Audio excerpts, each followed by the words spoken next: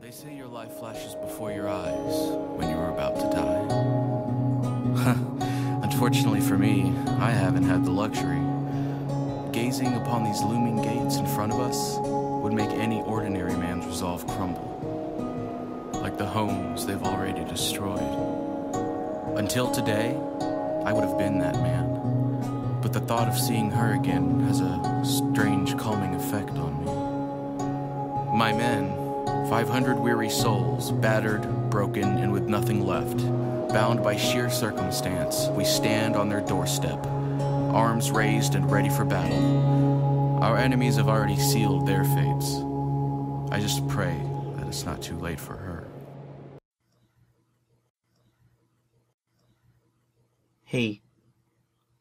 It has many names. He's been called the Tree Stalker, the White King, Slender Man, and the German variant, Der Grossmann, among others. Some even associate him with the old Celtic myth of the Dark Man at the crossroads.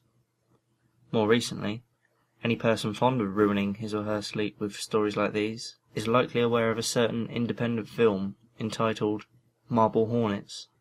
Their story depicts him as an apparition, named simply the Operator. Whatever name you wish to give him, his purpose in our realm is unknown. In fact, very little is known about the Slender Men at all. Many stories can be found across the internet, stretching and skewing the details, just the same as any other urban legend. History books, however, make absolutely no mention of him. Even studies of local mythology turn up very few results, and the details therein are often sketchy at best. One fact remains solid when referring to the Slenderman. Your fear gives him substance. A dark fiction made terribly real.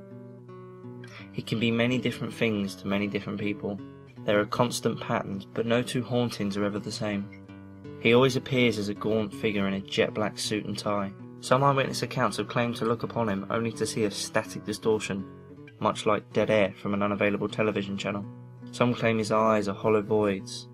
Most witnesses, however, swear he has no face at all.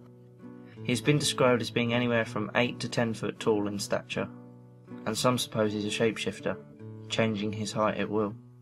Some descriptions include detailed accounts of long black tendrils jutting from his back, giving the illusion of countless arms. Some say you don't even need to see him to know he's there, claiming that you can feel his blood run cold in his presence. It paints a clear picture in the mind's eye, doesn't it?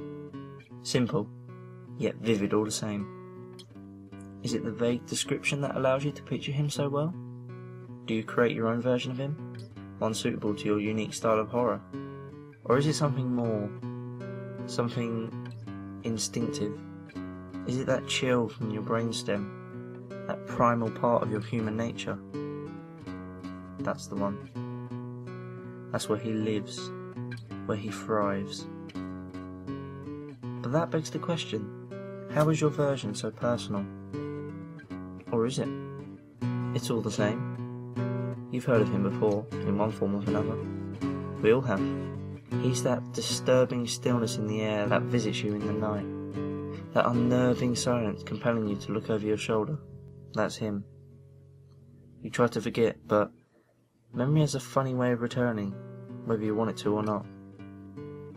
He is then, and now. He is always. He is everything. And he is here.